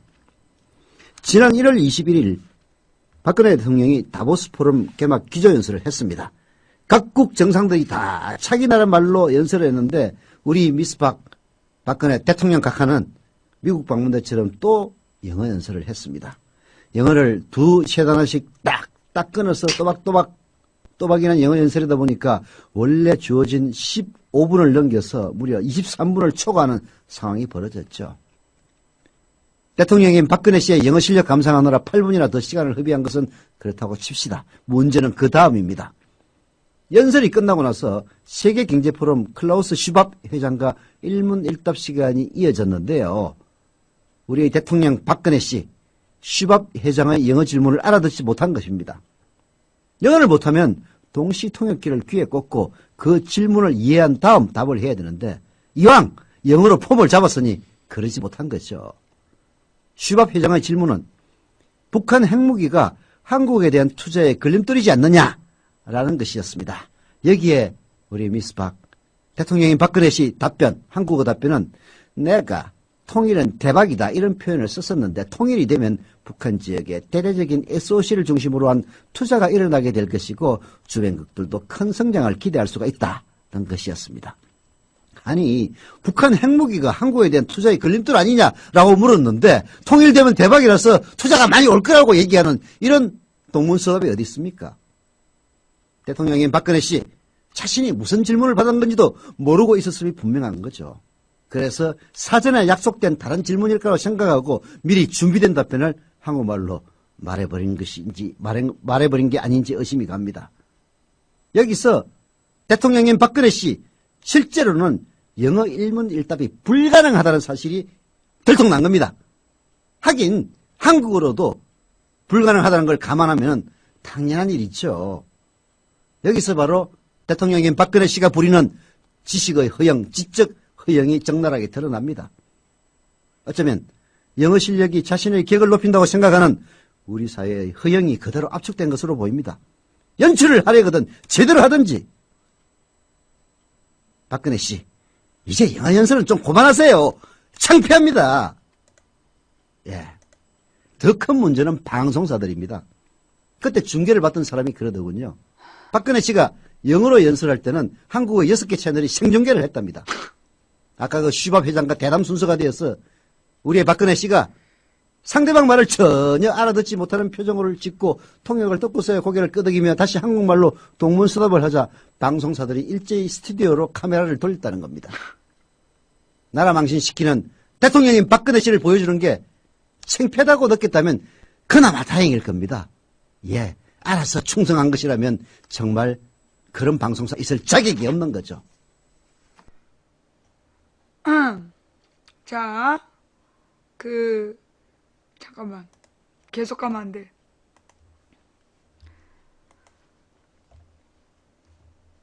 나와! 아까 정부 빨갱이 나와! 어? 박근혜 비판했다고! 나더러 종북 빨갱이라는 새끼들 다 나와! 이리 와봐. 이놈의 새끼들. 또 한 번만 와가지고 망치 부리는 더러 종북 빨갱이 어쩌고 떠들어? 이거 맨날 이거 틀 거야, 이거. 어? 판교가 왜 대통령 잘못이냐, 중앙정부 잘못이냐? 그러면 내가 박근혜 입으로 국민의 생명과 안전을 보호하는 게 국가의 기본 임무다. 그 영상 틀고, 나더러 종북 빨갱이라고 하면 내가 바로 이거 틀 거야. 새끼들아, 정신 똑바로 차려. 지랄들이야. 근데 아니야. 그보다 중요한 얘기가 있다니까. 여러분 그 진선미 의원실에서 그 주장한 내용 봤어요? 노컷뉴스에 나왔는데 그 기사 좀 찾아와봐. 진선미 의원실의 주장에 의하면 원래 그러니까 이번 판교 사고죠. 판교 사고. 내가 그랬잖아. 원래 내가 알고 있기로는 이런 거는 원래 지자체에서 관리 감독하게 돼 있다. 그래서 내가 이재명 탓이라고 막 그랬었던 거야. 그 법을 바꿨대요. 박근혜 정부에서. 원래 그 이런 안전 규제가 있었던 거야. 그래서 그 노컷뉴스 좀 빨리 갖고 와봐. 노컷뉴스. 원래 이런 지역에서 축제가 일어나면 반드시 지자체에서 안전점검으로 개입해야 되는 그런 안전규제가 있었던 거야. 그걸 박근혜가 완화해버렸대. 그걸 완화해버린 거야. 내가 알고 있기로는 원래 이런 법이 있는데 어떻게 이런 일이 벌어졌나 했더니 기사 한번 같이 보실게요. 어저께까지는 우리가 그냥 원론적으로 박근혜의 말을 빌어서 이야기를 했잖아. 그런데 지금 보니까 이것도 심각한 문제야. 판교 환풍기 사고는 안전관리 규제 완화가 부른 인재였다. 27명의 사상자가 발생한 판교 환풍기 붕괴 사고와 관련 안전관리 규제 완화에 따른 인재라는 주장이 제기됐다. 국회 안전행정위원회 소속 진선미 의원은 22일 경기도 국정감사에 앞서 배포한 보도자료에서 판교 환풍기 붕괴 사고는 지역 축제장 안전관리 매뉴얼 적용 대상 범위를 완화시켜서 발생한 인재라며 법 개정이 필요하다고 주장했다. 자료에 따르면 2012년 지역 축제장 안전 매뉴얼에는 공연장 이외의 장소에서 국가, 지자체, 민간단체 등이 주최하는 지역 축제에 대해 포괄적으로 적용한다. 원래 안전 매뉴얼을 공연장 이외의 장소에서 국가나 지자체나 민간단체 등이 주최하는 지역 축제를 할 때 포괄적으로 안전 매뉴얼을 적용한다고 돼 있었는데 올해 3월 최대 관람객 수가 3,000명 이상 되는 축제에만 안전 매뉴얼을 적용하라고 개정을 한 거야. 아니 올 3월에 박근혜 정부에서 그 안전 매뉴얼을 원래 이걸 완화하지 않았다면 이것도 안전 매뉴얼대로 관리 감독이 됐었는데 올해 박근혜 정부에서 규제 완화한다고 막 난동을 피웠잖아. 난리를. 그러면서 이 안전 매뉴얼을 3,000명 이상일 때만 적용해라. 그런 바람에 3,000명 미만의 집회에서는 이런 사고가 나도 대책이 없게 만들어버린 거야. 이번 사고도 지역 축제장 안전 매뉴얼이 적용되어 교육받은 안전관리원을 배치하고 환풍구와 같은 위험지역에 안전 통제선만 설치했어도 발생하지 않았을 것이라고 지적했다. 이어 진 의원은 관람객 3,000명 이상으로 규정된 재난 및 안전관리 기본법 시행령의 적용 기준을 대폭 강화해 기존 안전 매뉴얼과 같이 인파가 운집해 사고가 우려되는 공연이나 축제에서는 포괄적으로 안전 매뉴얼이 적용될 수 있도록 재개정해야 한다라고 말했다.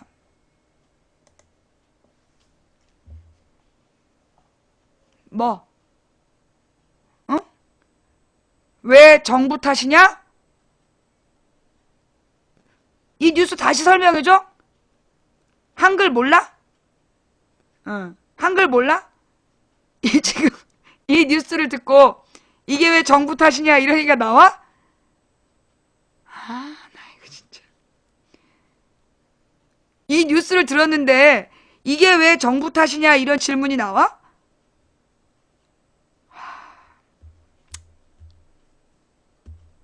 그래, 설명을 해줄게. 이게 무슨 얘기냐 하면 설명 안 해도 되죠? 정상인들은 다 알아들었지? 정상인들은 다 알아들은 거지? 아니 스피커가 없어도 내가 이게 기사를 보여줬기 때문에 이건 한글을 아냐 마냐의 문제야. 스피커 문제가 아니야. 한글을 아냐 마냐. 혹시 외국 댓글원이야? 아이, 터키라고 말도 못하고. 외국 댓글원이야? 한글 몰라? 저게 뭔 말인지 못 알아들어? 아, 나 돌아버리겠네.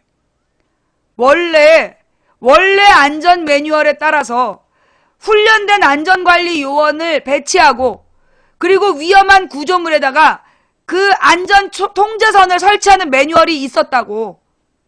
그렇게 설치하는 매뉴얼이 있었는데 그 매뉴얼 적용 대상을 박근혜가 3,000명 이상 모일 때만 적용하라고 법을 바꿨다는 거야. 시행령을 내렸다는 거야. 그래서 사고가 났다고. 뭔 말인지 알겠어? 왜 정부 탓인지 이해가 돼? 캐나다에서 텔레그램이 왔어요. 캐나다는 모든 집이 보험을 들게 되어 있대. 집이. 사람이 아니라 집을 보험을 들게 해야 된대. 왜냐? 그 집에 방문한 사람이 만약에 굴러 떨어지거나 아니면 뭐 다쳤을 때, 가령 뭐 문에 낀다든가 이런 사고가 났을 때, 그러면 그 집주인이 보상을 해줘야 되기 때문에, 손해배상을 해줘야 되기 때문에 모두가 보험을 들게 되어 있다는 거야. 그 모든 집에 보험을 들게 한다는 거야. 거기 방문했던 사람이 혹시라도 다칠 때 대비해서. 그래갖고 그러니까 모든, 그리고 만약에 집 앞에서 사람이 다쳤을 때, 캐나다 눈이 많이 오잖아. 눈을 안 치워갖고 누가 미끄러져 다쳤다. 그럼 그 주인이 배상을 해줘야 되는 거야. 그런 게 전부 다, 그래서 그런 배상을 대비해서 보험을 다 든다는 거예요. 그만큼 안전을 중시한다는 거야. 우리나라는 관련 규정도 지금 안 지키고 있잖아. 올라가지 마시오란 표지판 하나 없어서, 그리고 이거 뭐 150cm나 돼서 못 올라간다고. 여러분 그거 봤어요? 댓글충들이 주장한 내용과 현실의 차이점. 실제로는 이랬다. 댓글충들이 이번에 사고가 어린애들이 막 포미닛 보고 흥분해서 막 올라가서 뛰다가 죽었다 그랬다며. 사상자 대부분이 성인이야. 그 인터넷에 떠도는 거라서 난 아직 안 갖고 있거든요. 예.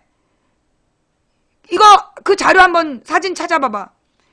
그러니까 이 댓글충들이 주장하고 다닌 게 올라간 사람 잘못이다. 올라간 애들이 애들이고 얘네들이 포미닛 보고 흥분해서 뛰어서 그랬다. 그러면서 애들이라고 주장을 했는데 대부분이 40대였어. 다수가 40대. 그 다음에 두 번째, 안내 요원들이 올라가지 말라고 지시했다. 그 얘기 계속했죠. 이 댓글충들이 올라간 사람 잘못이다. 안내 요원들이 올라가지 말라고 분명히 말렸다. 그런데 올라갔다. 알고 보니까 현장에 안전요원 없었다. 현장에 안전요원이 없었다고. 또 안내 멘트로 여러 번 내려가라고 얘기했다. 사회자가. 어제도 그랬잖아. 사회자가 여러 번 내려가라고 얘기했다 그랬잖아. 사회자는 사람들이 어디 올라가 있는지 몰랐대. 그것도 거짓말이었던 거야. 예. 이 댓글충들의 주장, 그거 말고도 두 개인가 더 있더라고. 진짜 여기서 정치 얘기는 하고 있어. 원래 대한민국의 그 민주공화국이라 어디에서나 정치 얘기를 할 수 있어요. 예, 무식해서 몰라서 그러는데, 예. 목격자 주장이 아니라고. 그 사회자가 얘기할 틈이 없었다니까. 사회자가 얘기할 틈이 없었다고. 왜냐하면 포미닛이 오기 전에는 사람들이 별로 없어가지고 그 위에 올라가 있는 사람이 없었다는 거야. 그거 손석희 뉴스에 저기 나왔잖아. 그 목격자가 얘기했잖아. 손석희 뉴스에서 자식이 죽을 뻔했는데 거기 올라가려는 거 못 올라가게 한 아버지가 인터뷰를 했어요. 그 사건 당일날. 거기서 나온 얘기라고. 뭐라고 얘기했냐. 원래 사람이 없었다. 포미닛 나오기 전 사람이 없었고, 포미닛이 나온 다음에 사람들이 막 거기 갑자기 올라간 거다. 그리고 포미닛이 노래를 세 곡을 연달아 불렀기 때문에 중간에 사회자가 내려가라고 얘기할 틈이 없었던 거야. 그래서 지금 올라간 사람이 100% 잘못이다라고 주장하고 다니는 놈들, 이거 개뻥이라고요. 이게 개뻥이라고. 안전요원이 못 올라가게 했다. 거짓말. 안전요원 없었다. 그거 우리 저기 뭐야 자료실에도 나와 있는데 같이 볼게요.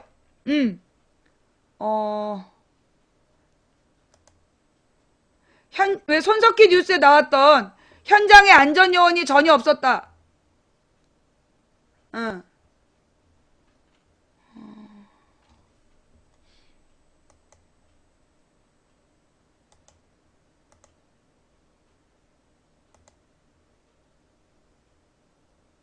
틀어드릴게요. 좀만 기다려요. 광고가 나와야 되니까 광고 잠깐 소리.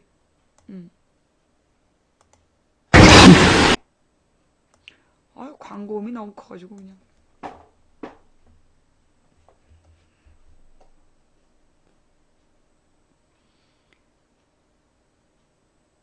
아니, 뭐가 중립이 없어? 어? 아니, 이게 왜 중립이 아니야? 사실 그대로 얘기하는데. 예, 저희 JTBC는 판교 환풍구 사고 현장 영상을 단독으로 입수했습니다. 공연이 진행 중인 상황에서 환풍구가 꺼지면서 그 위에 있던 사람들이 빨려 들어가듯 추락하는 모습인데요. 말씀드린 대로 잠시 좀 고민은 했는데 조금 떨어져 있는 화면이기 때문에 추락한 사람들이 누구인지 식별하기는 어렵습니다. 다만 저희들이 이 상황에서 충분히 알 수 있는 것은 이 충격적인 상황에서도 소리가 안 안전요원이나 들려요? 행사 진행 요원이 없어서 공연은 그대로 진행되고 신고조차 이루어지지 않고 있었습니다. 이 부분을 알려드리기 위해서 저희가 이 내용을 고심 끝에 전해드립니다. 이재승 기자가 사고 당시 영상을 보면서 문제점을 짚어드리겠습니다. 처음부터 다시 할게요. 아, 이게 소리가 지금 안 들리는구나. 예, 저희 JTBC는 이제 판교 들려요? 환풍구 사고 현장 영상을 단독으로 입수했습니다. 공연이 진행 중인 상황에서 환풍구가 꺼지면서 그 위에 있던 사람들이 빨려 들어가듯 추락하는 모습인데요. 말씀드린 대로 잠시 좀 고민은 했는데 조금 떨어져 있는 화면이기 때문에 추락한 사람들이 누구인지 식별하기는 어렵습니다. 다만 저희들이 이 상황에서 충분히 알 수 있는 것은 이 충격적인 상황에서도 안전요원이나 행사 진행요원이 없어서 공연은 그대로 진행되고 신고조차 이루어지지 않고 있었습니다. 이 부분을 알려드리기 위해서 저희가 이 내용을 고심 끝에 전해드립니다. 이재승 기자가 사고 당시 영상을 보면서 문제점을 짚어드리겠습니다. 17일 오후 5시 50분쯤 판교 테크노밸리 축제가 한참 진행 중입니다. 흥겨운 음악과 함께 인기 아이돌 그룹 푸미닛에 등장해 사람들은 환호합니다. 하나둘 사람들이 늘어나면서 나무가 심어진 화단과 옆으로 이어진 환풍구 위로 수십 명의 사람들이 올라갑니다. 제지하는 안전요원은 보이지 않습니다. 당초 행사 주최 측에서는 환풍구에서 내려오라고 주의를 줬다고 했지만 음악 소리에 묻혀서 전혀 들리지 않습니다. 공연이 진행 중인 가운데 순식간에 사고가 벌어집니다. 사람들의 무게를 견디지 못한 환풍구가 갑작스럽게 무너져 내리고 수십 명의 사람들이 사라져버립니다. 수십 명이 환풍구 속으로 빨려 들어가듯 추락했고 옆에 있던 사람들이 놀라 밑을 쳐다봅니다.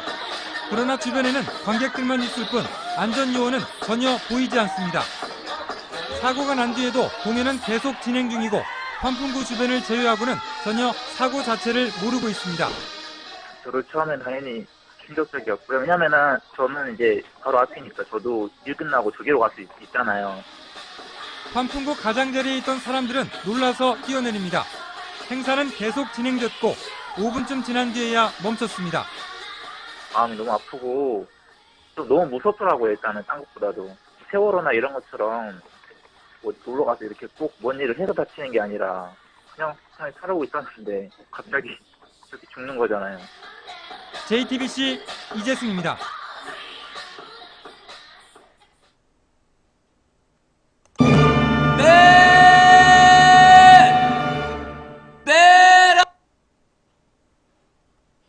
광고 소리는 크고 기사 소리는 작고 그러네요. 예. 방 빼란 얘기죠. 누구누구더러. 방 빼! 여러분 있잖아요. 이거 웃을 일이 아니고 봐봐. 올라가지. 봐봐. 뭐라 그랬어. 안전요원이 못 올라가게 했다? 그 다음에 사회자가 몇 번씩 내려가라 그랬다? 지랄, 개지랄. 거기다 사람이 죽었는데도 5분이나 공연이 진행이 됐대잖아.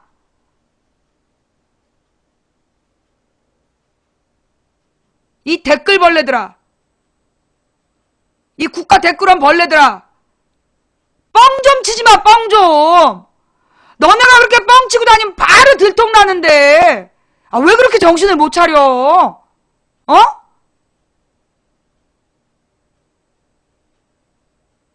이게 어떻게 된 거냐 하면, 원래 안전요원이 없었다는 거야. 안전요원 명단은 있대. 안전요원 명단은 있는데, 뭐가 말이 심해? 누가 말이 심해? 누구더러 얘기하는 거야, 지금? 예. 아, 국가 댓글원 벌레라 그래서? 말이 심하다고 느꼈어? 아, 본인이 벌레야? 왜 그렇게 느꼈지?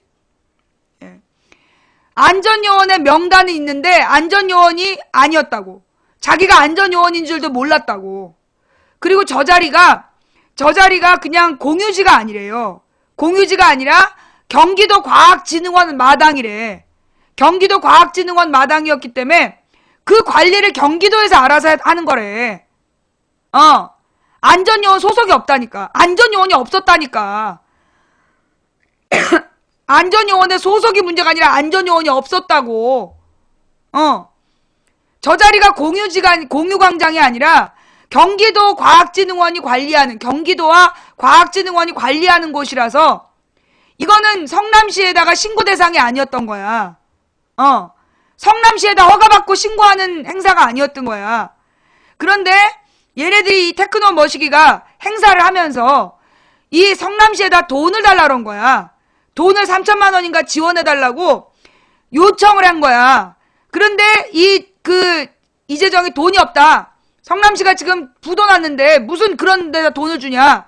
그 공동 주최 불가라고 지침을 내렸다는 거야. 그래서 그 비서실장한테 몇 번을 로비를 했는데 안 된 사건이라는 거야. 안 됐다는 거야. 그래서 공문에 나오잖아. 성남시 없이 경기도하고 과학진흥원만 주체가 되는 걸로. 결론이 그렇게 난 거야. 그런데 이데일리 얘네들이 뭐라고 주장을 했냐 하면 이데일리 애들이 뭐라고 주장을 했냐 하면 그 성남시 관계자를 몇 달 전부터 만나왔다.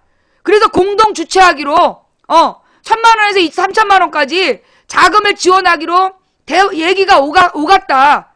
얘기를 나눴다라고 지금 허위 주장을 한 거야. 그래서 지금 성남시에서 그 이데일리의 주장 허위 주장이라고 지금 고소한대잖아. 안전요원이 없었다니까. 원래 지금 또 처음으로 돌아가네. 여러분 지금 스피커 켜고 있죠? 안전요원이 맡기만 했어도 원래 우리나라 안전 매뉴얼에는 저기 훈련된 안전요원이 배치돼서 못 올라가게 막았어야 됐다고. 그런 안전 매뉴얼이 원래 우리나라에 있었는데 그 매뉴얼을 바꿔버린 게 누구라고? 박근혜라고. 박근혜 정부 들어서서 안전 매뉴얼 적용 대상을 3,000명 이상 대규모로 모일 때만 안전 매뉴얼대로 해라. 그러니까 이런 작은 규모 행사에는 안전 매뉴얼 지킬 필요 없다라고 박근혜가 규제를 완화해줬다고. 그래서 사건이 터진 거라고. 원래 있던 매뉴얼을 내가 그랬잖아. 세월호 사건도 마찬가지야. 세월호도 원래 지금 박근혜가 선장더러 살인죄라 그랬잖아요. 원래 우리 대한민국의 여객선 선장에게는 안전점검 의무가 있었어. 그래서 이 선장들이 배를 출항하기 전에 뭐 배가 제대로 묶여있지 않거나 또는 그 선체에 결함이 있으면 출항을 거부할 권한이 있었다고. 안전점검 의무 규정이 있어서 선장한테. 그걸 없앤 게 박근혜라고. 작년 8월에 그걸 없앴기 때문에 그 선장이 고장난 배에 고막이 제대로 안 돼 있는데 안전점검 안 하고 그냥 출항한 거야. 그래서 사고가 난 거예요. 왜 박근혜 탓이냐고 막 나한테 덤빈 인간들아. 이게 이렇게 된 거야. 여전히 지금 이 박근혜 박근혜가 기조가 뭐냐면 규제를 없애라는 거야. 규제를 없애라고 자꾸 주장하면서 근데 이 규제를 없앴을 때 나중에 이게 기업들하고 국제기업에서 고소가 걸릴 수 있는 거란 말이야. 그러니까 공무원들이 그래서 이제 대기업을 규제하는 내용들을 쉽게 못 없애는 거야. 막 검토를 하고 있는 거야. 그랬더니만 박근혜가 규제 총량제라 해가지고 무조건 몇 개 이상의 규제를 줄이라 그런 거야. 그러니까 제일 만만한 안전규제부터 없애고 있는 거야, 지금. 제일 만만한 안전규제부터 없애서 지금 일이 이렇게 되는 거야. 규제가 암덩어리라 그러면서 없애라고 막 그래가지고 안전규제들을 지금 없앤 거라니까요.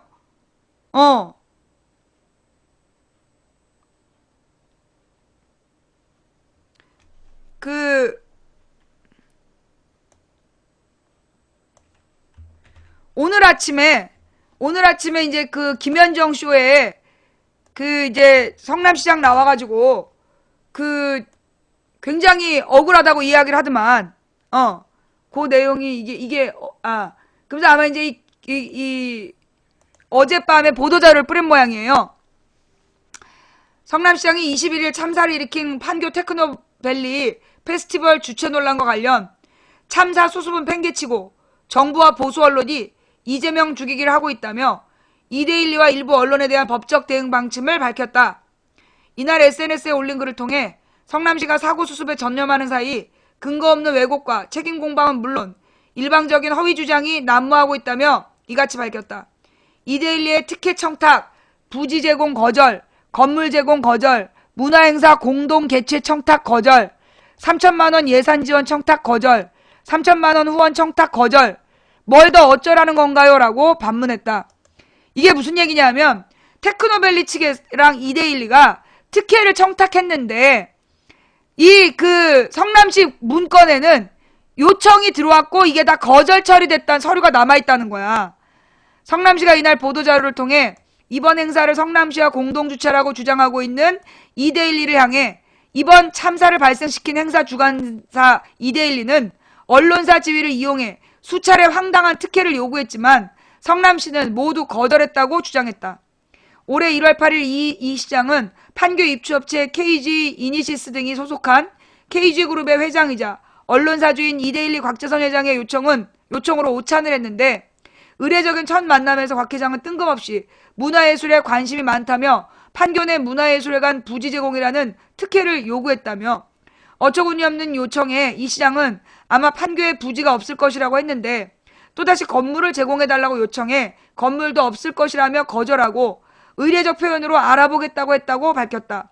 시는 그런데 이후 3, 4월경 이데일리 이본부장이 당시 전모 비서실장을 방문해 곽 회장이 요구했던 부지 또는 건물을 재차 요청했다며 비서실장이 불가능한 특혜란 점을 설득해 포기시켰다고 주장했다.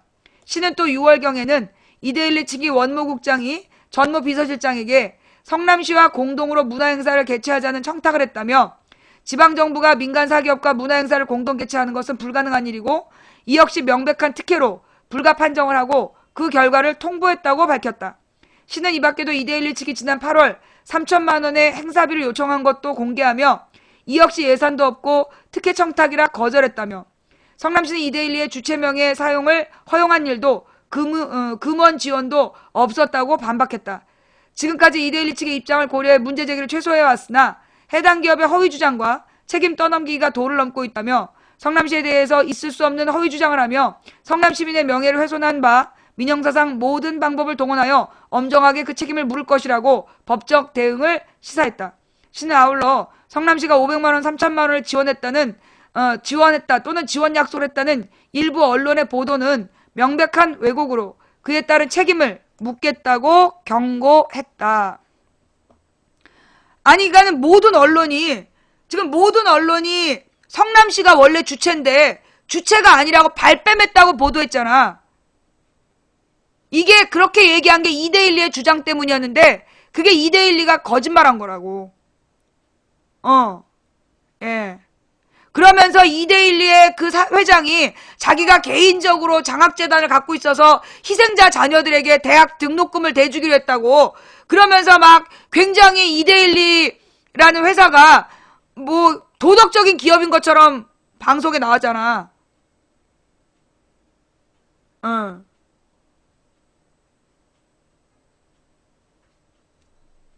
누가 음모쟁이야? 이데일리? 그건 거기 가서 써.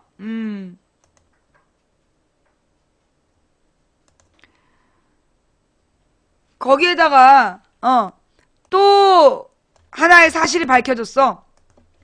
이 경기도 과학진흥원이 뭐냐? 경기도 과학진흥원이라는 존재가 누구냐? 여기에 또 경기도가 깊숙이 개입했다는 경기도 관피아 비판 확산. 퇴직 공무원들이 지난 5년간 65명이 산하기관에 재취업을 했는데 평택 부시장은 퇴직한 다음 날 이번 거기에 본부장에 취임하고 판교 페스티벌을 긍정적인 사업이라고 결정을 했대.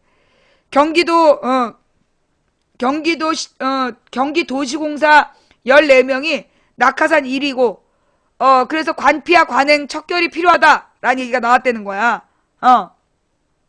네, 판교의 댓글 부대가 움직이는 이유가 있었던 거야.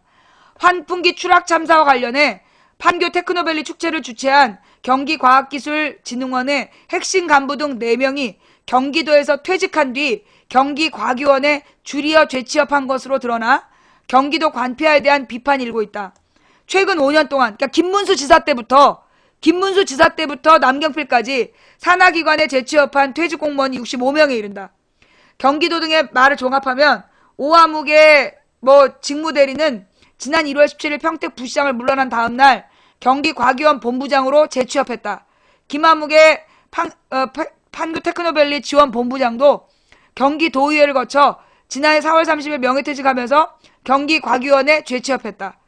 오 직무대리와 김 본부장은 지난 6일 판교 테크노밸리 페스티벌 주관사인 이데일리 쪽으로부터 행사 지원 요청을 받은 뒤 대단히 긍정적인 사업이라는 검토 보고서를 내고 1960만 원의 지원하기로 결정을 내렸다. 그러나 경기과기원 행사 현장에 2천에서 3천 명의 시민들이 몰릴 것으로 자체 예상을 하고도 단 한 명의 안전요원도 배치하지 않았다. 경기과기원에는 이 밖에도 최하묵의 임하묵의 팀장이 경기도에서 명예퇴직한 뒤 각각 2011년, 12년 재취업했다. 이들 4명은 명예퇴직 당시 4,200여만 원에서 최고 1억 1,000만 원의 명예퇴직 수당을 받았다. 경기도가 노웅래 의원에게 제출한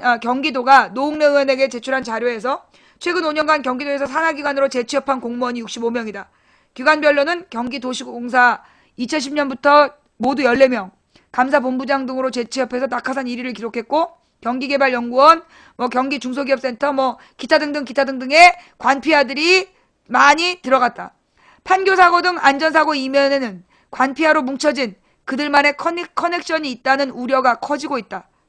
혁신과 안전에 앞서 경기도 관피아 관행부터 척결해야 한다라고 말했다. 이 사건이 드러나고 있죠. 그런데다가 이번에 사고가 난 환풍구도 부실 시공이래. 그 얘기도 나왔지. 그 규정 위반이라는 거야. 환풍기의 그 가운데 가로막이 내가 그랬잖아. 그 가로막이 너무 약해 보이더라고. 그 가운데 가로막도 부실 시공이래. 그 뉴스도 나왔어요. 그러니까 이번 판교 사고도 세월호 사고 똑같은 거야. 세월호 사고하고 판교 사고는 일맥상통하는 거예요. 둘 다 박근혜 정부가 안전 규제를 완화해서 벌어진 사고라는 공통점. 둘 다 해피아 관피아라는 퇴직 공무원들이 로비하는 창구였다는 점. 그리고 그 안전 규제 완화 속에서 안전의식 없이 진행하다가 사고가 났다는 점. 그리고 이 세월호는 부실 증축이었고 이번 환풍구는 부실 공사였고 이 똑같은 사고예요. 지랄하지 마세요. 진짜 개소리다. 누구한테 한 얘기야? 나한테? 그래. 역대급 개소리야? 네가 개라서 그렇게 들리는 거야.